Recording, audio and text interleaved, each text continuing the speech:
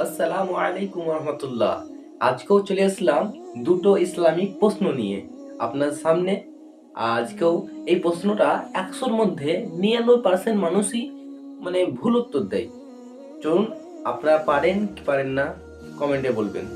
প্রথম প্রশ্ন, ইসলামের প্রথম নবী কোনটা? অপশন এ ইব্রাহিম আলাইহিস সালাম, অপশন বি ইউনুস আলাইহিস সালাম, অপশন সি মোহাম্মদ সাল্লাল্লাহু তাআলা আলাইহি ওয়াসাল্লাম, অপশন ডি আদম আলাইহিস সালাম। সময় শুধু 5 সেকেন্ড।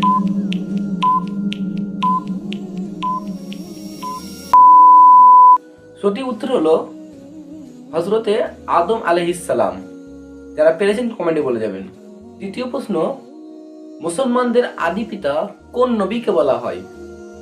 অপশন এ ইউনুস আলাইহিস সালাম, অপশন বি ইব্রাহিম আলাইহিস সালাম, অপশন সি মুহাম্মদ সাল্লাল্লাহু তাআলা আলাইহি ওয়াসাল্লাম, অপশন ডি আদম আলাইহিস সালাম।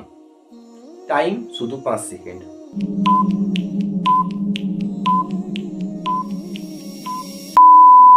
সঠিক উত্তর হলো হযরতে আদম আলাইহিস সালাম।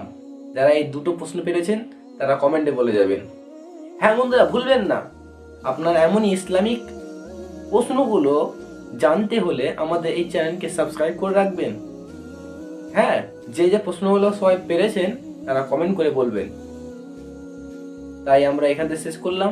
আসসালামু আলাইকুম ওয়া রাহমাতুল্লাহি ওয়া বারাকাতুহু।